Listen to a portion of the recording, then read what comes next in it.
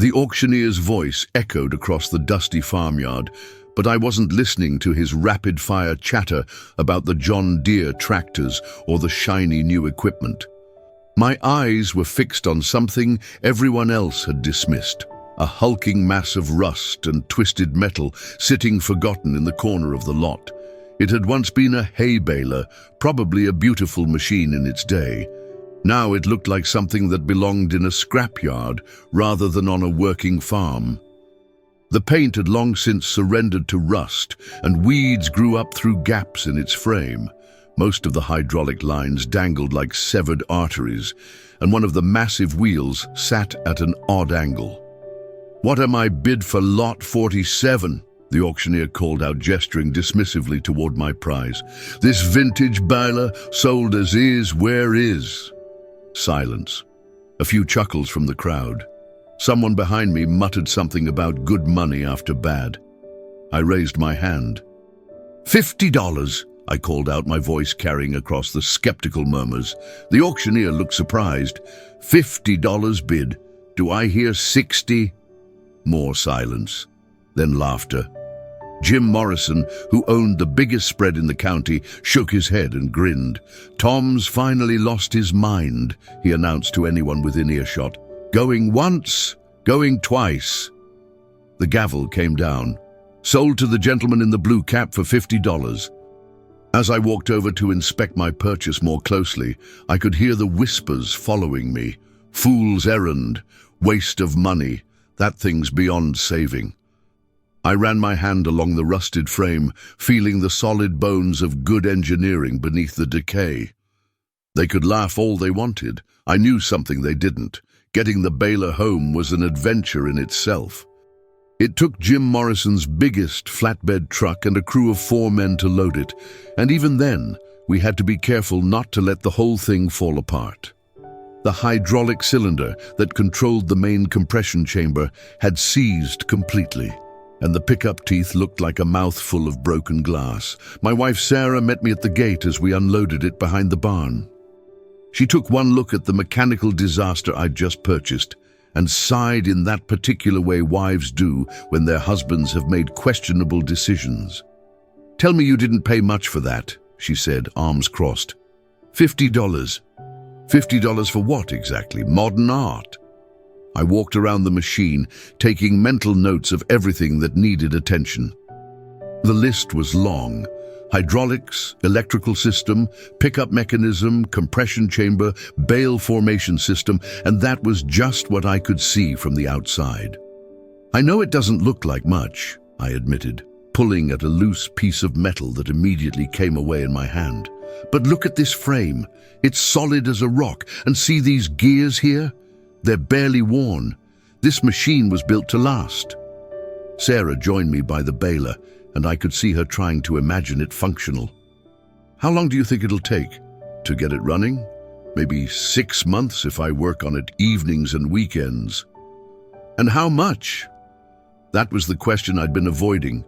New hydraulic lines, seals, electrical components, replacement teeth for the pickup. It was going to add up fast. But I'd done the math on new balers, and even used ones in decent shape cost more than we could afford. "We'll make it work," I said finally. "We always do." June Winter gave me the time I needed to really dig into the machine. Every evening after the daily chores were done, I'd head out to the barn with my toolbox and a fresh pot of coffee Sarah had prepared. The work was methodical, almost meditative. I started with the hydraulic system, the heart of any good baler. The main cylinder was seized solid, but when I got it apart, I found the problem.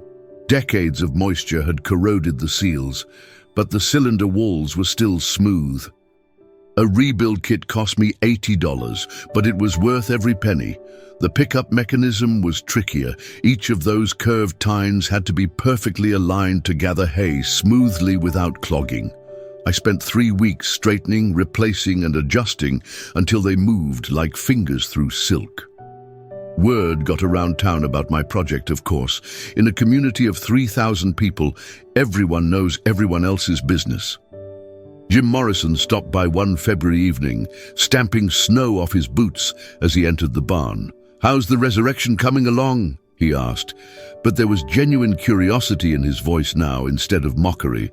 I showed him the rebuilt hydraulic system, the restored pickup mechanism, the electrical harness I'd rewired from scratch. He nodded appreciatively, running his hands along components that looked nearly new. "I'll admit, Tom, it's looking better than I expected. But can you get parts for something this old? You'd be surprised what's still available, and what isn't available I can fabricate." I pointed to several brackets and fittings I'd machined myself. "Sometimes the old ways are the best ways." Jim nodded slowly. "Well, I hope it works out for you. Lord knows we could use more hay production around here." He didn't know how prophetic those words would turn out to be. Spring arrived late that year, and with it came the moment of truth. I'd spent the winter months bringing the old baler back to life, and now it sat gleaming in the morning sun, not showroom pretty, but undeniably functional. Every hydraulic line was new, every moving part greased and adjusted, every electrical connection solid. Sarah stood beside me as I fired up the tractor and backed it toward the baler's tongue. The hitch pin slid home with a satisfying click, and the hydraulic connections mated perfectly. My hands were steadier than they'd been all winter as I engaged the power takeoff. The machine came alive with a deep, rhythmic thrum. The pickup tines began their circular dance, the compression chamber cycled smoothly, and the entire mechanism settled into the purposeful rhythm that meant everything was working in harmony. After 6 months of silence, it was music to my ears. "Well?" Sarah asked, having to raise her voice over the mechanical symphony. "She's ready," I said, unable to keep the grin off my face. The first field was our own 40-acre meadow, thick with timothy and clover that had been drying for 3 days. I dropped the baler into gear and began making my rounds, watching anxiously as the pickup mechanism began gathering the windrow. The first bale formed perfectly, dense, uniform, tied properly. The second was even better.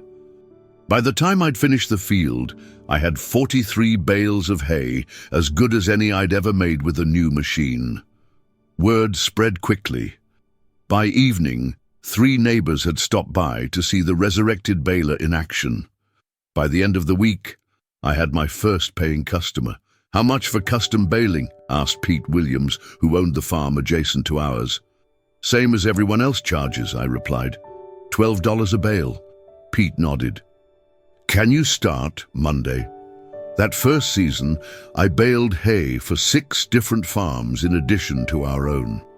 The old machine performed flawlessly, turning out bales that were consistently tight and well-formed.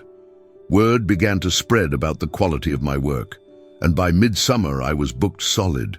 The irony wasn't lost on me. Farmers who had laughed at my rust bucket purchase were now calling to schedule my services. The machine they'd written off as scrap was producing hay bales that commanded premium prices at the feed stores. "That old baler of yours is making some beautiful hay," admitted Carl Stevens, whose farm bordered the county road. "Even better than what Jim Morrison's getting with his new equipment." Jim Morrison himself seemed less amused by this development. His brand new baler, purchased at considerable expense, was having reliability issues. The complex electronic systems that were supposed to make everything automatic instead made everything complicated. He'd already had the dealer out twice for warranty repairs. Meanwhile, my mechanical masterpiece just kept running. No computers to crash, no sensors to malfunction, no software to update. Just good old-fashioned engineering and craftsmanship that had been built to last. By August, I was considering the unthinkable, expanding the operation. Sarah and I discussed it over dinner one evening as thunderheads built on the horizon. "We could get a second baler," she suggested. "Maybe find another old one to restore." "Maybe," I agreed, watching the lightning flicker in the distance. "But let's see how this season finishes first." Neither of us could have imagined what the next few months would bring, or how that decision would prove to be more important than we could have possibly known. The first hints of trouble came in early September, when the weather patterns that had been reliable for decades suddenly shifted.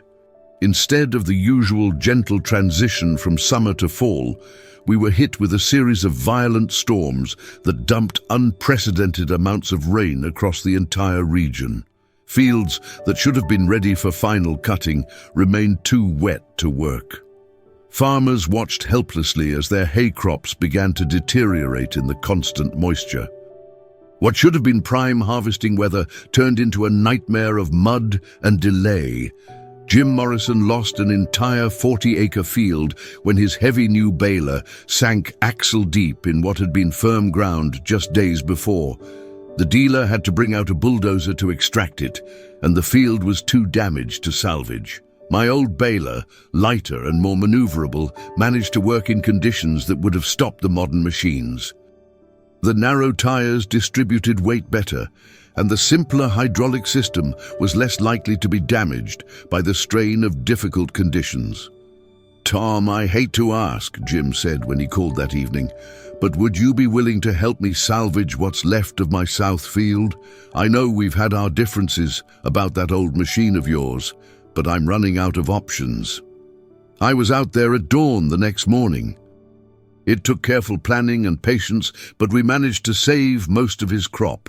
The old baler performed like a champion, working in conditions that would have been impossible for heavier equipment. Word of that rescue spread quickly. Within a week, I had calls from farms as far as 50 miles away, desperate farmers who had heard about the old baler that could work in impossible conditions. The weather wasn't getting any better, and everyone could sense something bigger was coming. October arrived with an ominous stillness that made even seasoned farmers nervous. The Farmer's Almanac had predicted a harsh winter, but the meteorologists on television were talking about something unprecedented, a weather pattern that could bring the kind of cold and snow that hadn't been seen in living memory. I worked frantically to help farmers across the county salvage what hay they could before the weather turned. The old baler ran from dawn until dark, 7 days a week, processing crop after crop that might be the difference between livestock surviving the winter or not. By Halloween, we had accumulated an enormous inventory of hay bales, not just from our own farm, but stored on behalf of dozens of farmers who lacked adequate storage facilities. Our barn was packed to the rafters, and we'd rented additional space in 2 neighbors' buildings. Sarah managed the business side of the operation, keeping track of which bales belonged to whom and coordinating the complex logistics of moving hay from field to storage. Her organizational skills turned what could have been chaos into a smooth-running enterprise. "We've got over 3,000 bales in storage," she reported one evening as we tallied the day's work. "That's more hay than this county has ever produced in a single season." I nodded, but I was thinking about the weather forecasts. Long-range predictions were calling for temperatures that would make this winter one for the record books. All that hay we'd worked so hard to preserve might be exactly what the county needed to survive. The old baler sat in the barn that night, finally at rest after months of constant work. It had exceeded every expectation, proving that sometimes the old ways really are the best ways. Neither of us slept well that night. The wind was picking up, and there was a feeling in the air that change was coming. The blizzard hit 3 weeks before Thanksgiving, arriving with a fury that caught everyone off guard. What started as light snow on Monday evening had become a full-scale emergency by Wednesday morning. 3 feet of snow fell in 36 hours, driven by winds that created drifts higher than most buildings. When the storm finally passed, we found ourselves living in a different world. Roads were impassable, power lines were down across the county, and the temperature had dropped to 20 below zero with no sign of moderating. The National Weather Service was calling it a once-in-a-century storm, but the real crisis became apparent when farmers started trying to check on their livestock. Feed stores across the region had been caught completely off guard.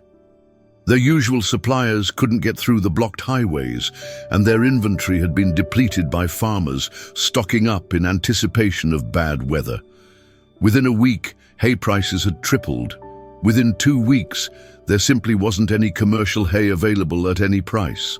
Farmers with inadequate storage watched helplessly as their animals began to lose weight, and some were forced to make the heartbreaking decision to sell off livestock they couldn't feed. That's when people began to remember the old baler and the massive hay inventory we'd accumulated throughout the fall. The phone started ringing on a Tuesday morning and didn't stop for the rest of the winter. "Tom, I know this is asking a lot," said Pete Williams, "but do you have any hay you could spare? My cattle are starting to suffer and I can't find feed anywhere." It was the first of dozens of similar calls. By the end of the day, Sarah and I had fielded requests for over 500 bales, and word was just beginning to spread about our stockpile. What started as helping neighbors quickly evolved into something much bigger. As news spread about our hay inventory, we began receiving calls from farms across the entire region. The old baler that everyone had laughed at had produced the hay that would keep the county's livestock alive through the worst winter in generations. Sarah organized a distribution system that would have impressed any logistics company. She coordinated with snowplow operators to clear paths to farms in desperate need, worked with local truckers to transport bales even in dangerous conditions, and managed a pricing system that ensured feed went to those who needed it most, rather than those who could pay the most. We sold hay at pre-storm prices to local farmers, absorbing what could have been enormous profits because it was the right thing to do. For farmers from other counties who had refused to help during the harvest, we charged market rates, but we never refused anyone who genuinely needed feed for their animals. Jim Morrison was among our best customers that winter.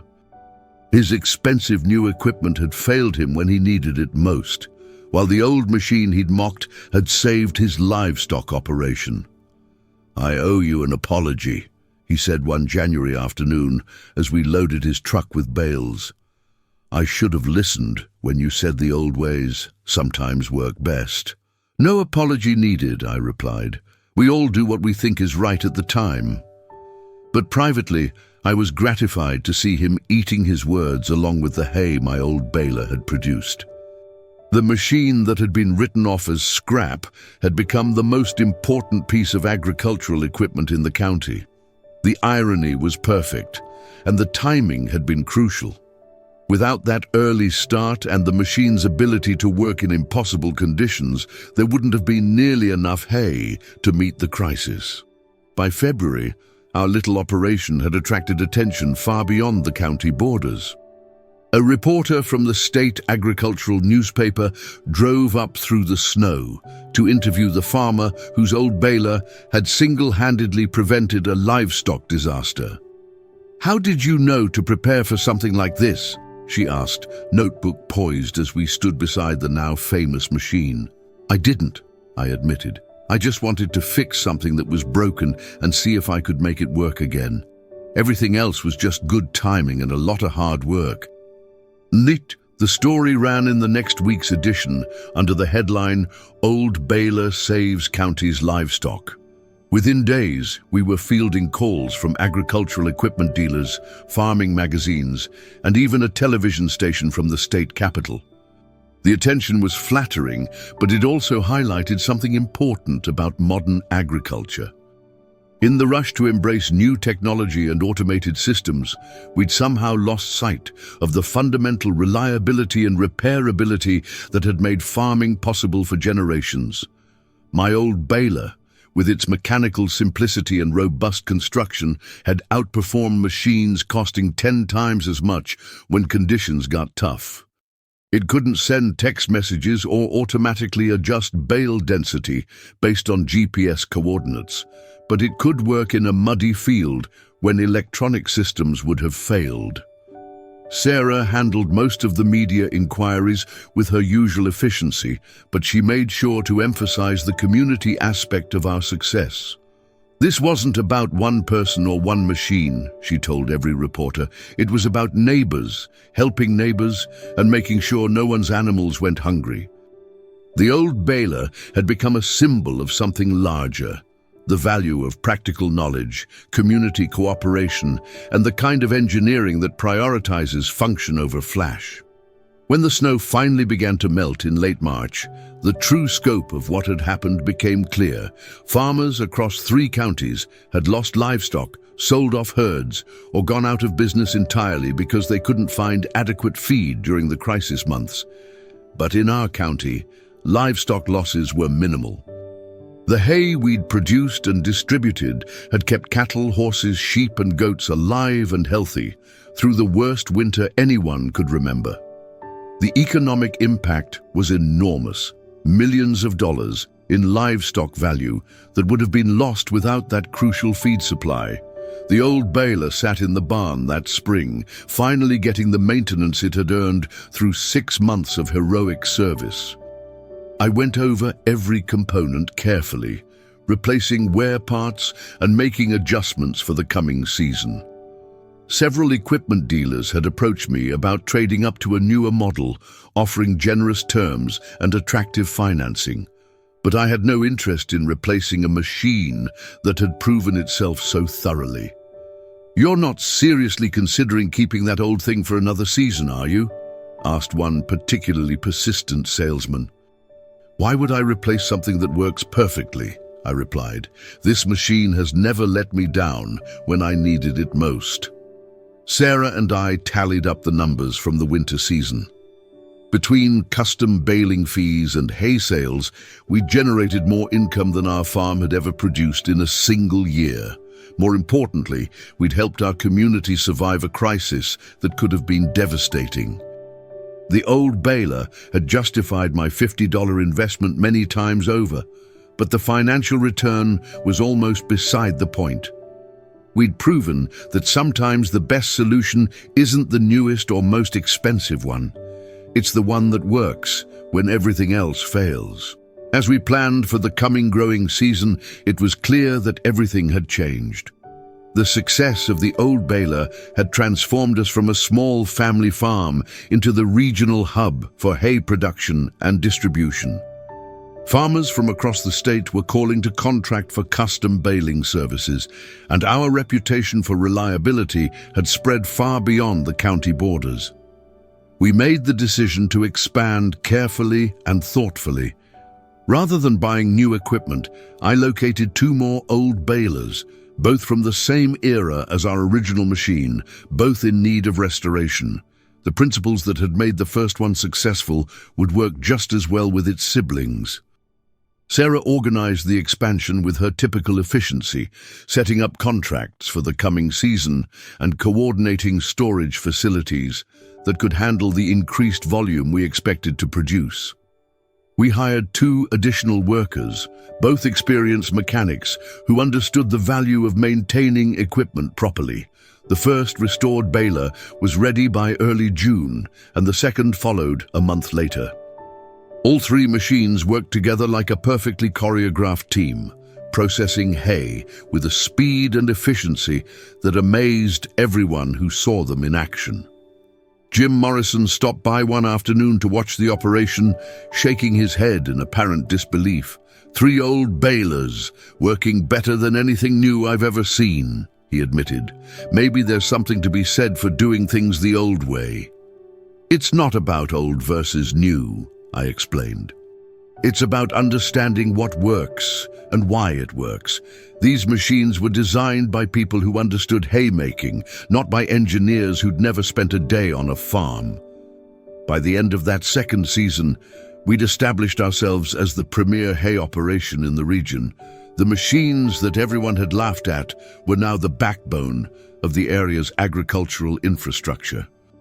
2 years after that first auction, where I bought a rust bucket baler for $50, I found myself back at the same farmyard for another equipment sale. But this time, I was there as a successful businessman, respected throughout the agricultural community for the operation I'd built around machines everyone else had written off. The irony was delicious.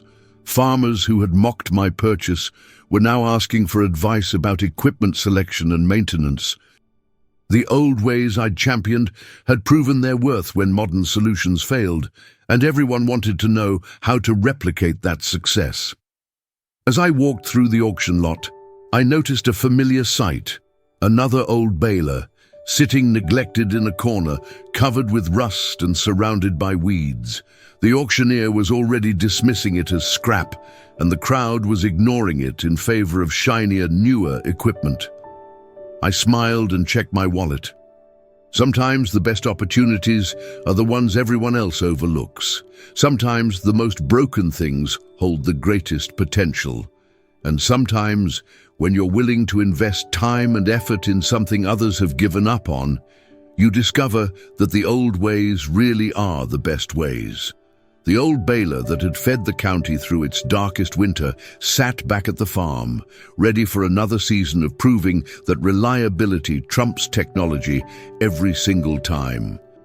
It had earned its place in local legend, but more importantly, it had earned its place in our barn. As I raised my hand to bid on another piece of forgotten machinery, I thought about all the people who told me I was crazy 2 years ago. They weren't laughing anymore. They were too busy asking for help with their own hay operations, finally understanding that sometimes the smartest investment is in something that's been proven to work. The laughter had stopped. The hay kept coming. And the old baler kept running, just like it was built to do. Thank you so much for listening to this story of perseverance, community, and the unexpected ways we can make a difference. I hope it reminded you that sometimes the best solutions aren't the newest or most expensive ones. They're the ones that work when everything else fails. I'd love to hear from you in the comments below. Please let me know what part of the world you're listening from, and if you've ever had an experience where something everyone else wrote off turned out to be exactly what was needed. Your stories of triumph over adversity always inspire me.